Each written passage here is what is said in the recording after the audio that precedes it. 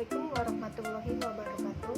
Perkenalkan, nama saya Fitria dari Prodi PGSD 5A STKIP NU Indramayu. Di sini saya akan mempresentasikan mata kuliah Komunikasi Pendidikan dengan judul Bahasa, Logika, serta Komunikasi Verbal dan Komunikasi Nonverbal.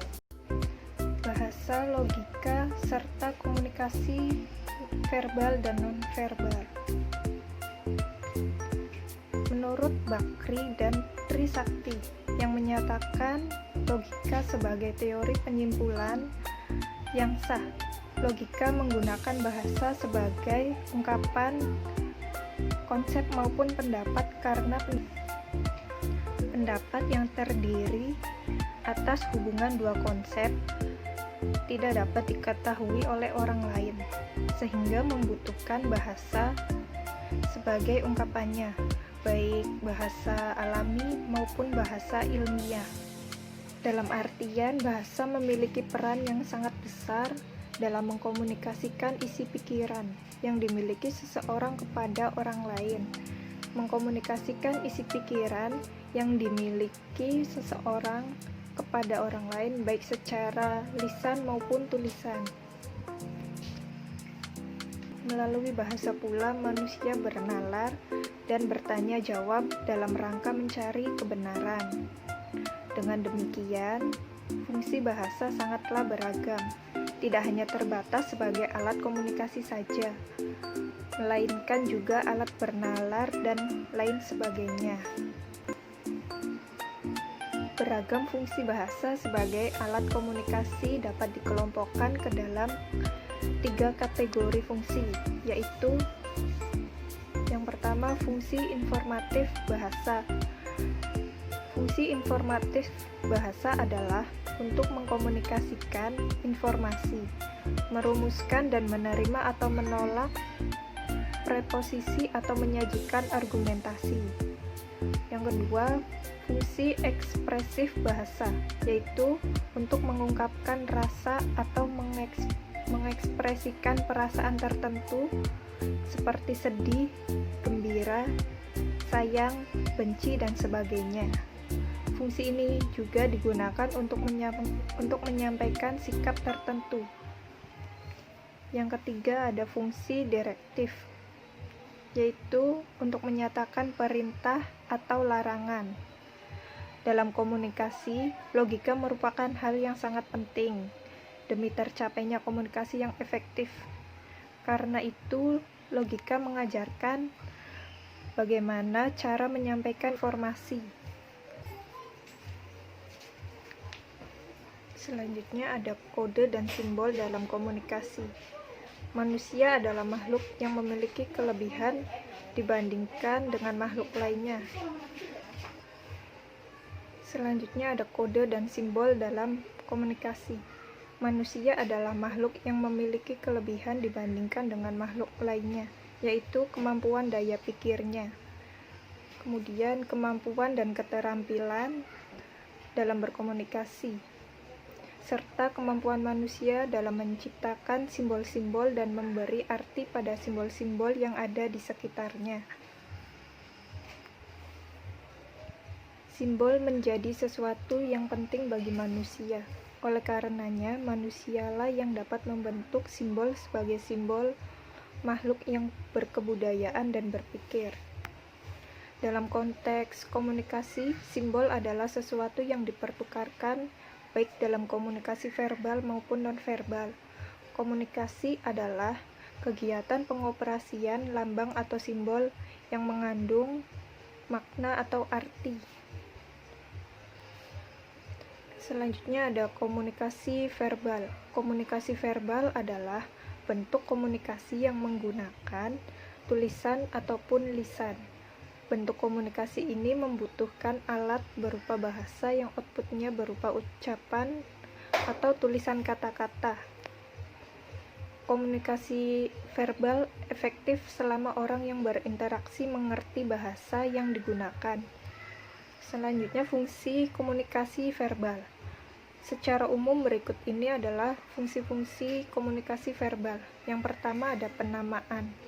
Penamaan ini bisa dibilang untuk memudahkan mengidentifikasi sebuah benda, objek, atau tindakan ataupun orang.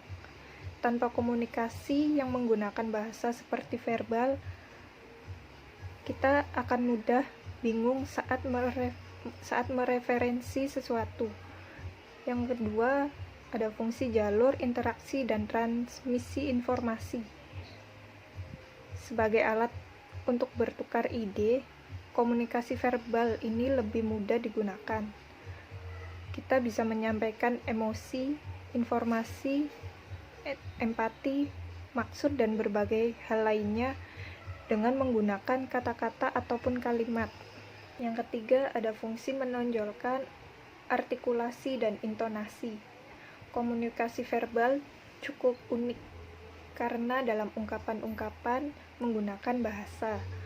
Perbedaan artikulasi dapat menghasilkan arti yang berbeda. Karena hal unik ini, tidak ada alat komunikasi selain verbal yang bisa memanfaatkan artikulasi dengan lebih efektif.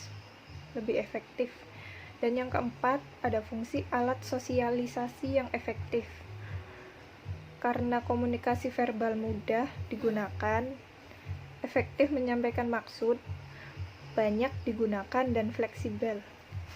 Komunikasi ini sangat bermanfaat untuk bersosialisasi. Hal seperti diskusi, menyapa, sekedar mengobrol, dan hal sosial lain tidak akan semudah sekarang jika tanpa komunikasi verbal. Yang kelima, ada fungsi sebagai sarana pengembang bahasa. Karena dunia selalu berkembang, banyak hal baru yang muncul dan perlu diidentifikasi. Perkembangan budaya juga menyebabkan gaya bahasa juga berkembangnya bersamanya. Komunikasi verbal menggunakan bahasa dan karena itu dapat mempengaruhi dalam perkembangan hal tersebut. Kata gaul ataupun istilah internet adalah dua contoh yang bisa dijadikan referensi. Selanjutnya, komunikasi nonverbal. Komunikasi nonverbal adalah komunikasi yang tidak menggunakan bahasa secara langsung. Hal seperti lambaian tangan untuk menyatakan selamat tinggal adalah contoh yang paling sederhana. Komunikasi tidak memiliki struktur yang standar seperti bahasa, tapi dengan interpretasi dan logika, orang dapat mengerti maksud orang lain tanpanya. Jenis komunikasi nonverbal. Yang pertama, ada komunikasi objek. Jenis komunikasi nonverbal yang memanfaatkan benda sebagai medium. Contoh saja saat ada kecelakaan di jalan raya. Polisi menggunakan kon atau corong untuk menandai area untuk memberi peringatan. Yang kedua, ada komunikasi dengan sentuhan.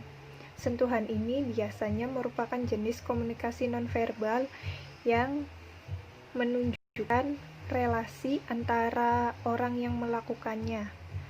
Contoh saja seperti berjabat tangan, berpelukan, pukulan, dan sebagainya.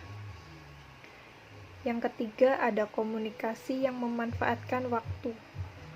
Komunikasi ini biasanya sulit digunakan untuk mengungkapkan maksud, tapi di kegiatan tertentu biasanya komunikasi ini berhubungan dengan durasi yang harusnya normal, tapi dibuat lebih lama atau lebih sebentar. Selanjutnya ada komunikasi dengan gerakan tubuh. Komunikasi ini adalah yang paling sering digunakan orang untuk melengkapi komunikasi verbal. Contoh sederhananya adalah gaya tubuh, lirikan mata, ekspresi wajah atau gerakan tangan. Selanjutnya yang kelima, komunikasi dengan memanfaatkan tempat dan jarak. Untuk komunikasi seberapa dekat, hubungan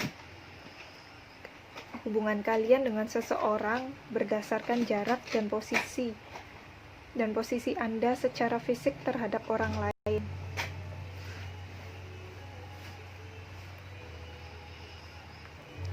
Selanjutnya ada komunikasi dengan suara. Komunikasi suara ini bukan ucapan tapi suara yang ditimbulkan tanpa bahasa tertentu. Biasanya untuk mengisyaratkan sesuatu saat dikombinasikan dengan komunikasi verbal. Contoh suara saat bingung atau berpikir. Selanjutnya ada implikasi dalam pembelajaran. Peranan guru dalam proses belajar mengajar bukan saja bertindak sebagai pemberi informasi, tetapi dapat juga bertindak sebagai penerima informasi. Demikian pula sebaliknya, siswa dapat bertindak sebagai penerima informasi sekaligus sebagai pemberi informasi kepada gurunya. Dengan demikian, komunikasi di antara guru dengan siswa merupakan kunci sukses sebuah proses pembelajaran. Guru harus dapat menunjukkan kekuatan pribadi mereka dan mempraktekkan strategi pengajaran yang terbaik di kelas setiap harinya. Guru mendekati siswa dengan memberikan perintah, menjadi model, dan membimbing mereka dengan menggunakan alat apa saja, sumber dari mana saja, dan dengan menggunakan keterampilan pribadi yang dimilikinya. Dalam kondisi yang terbaik, guru adalah komunikator yang berhasil, menjadi model atau contoh yang berpengaruh, menjadi pendidik yang canggih, mengajar dengan kekuatan dan mutu yang sangat baik. Sekian presentasi dari saya, kurang lebihnya mohon maaf. Wassalamualaikum warahmatullahi wabarakatuh.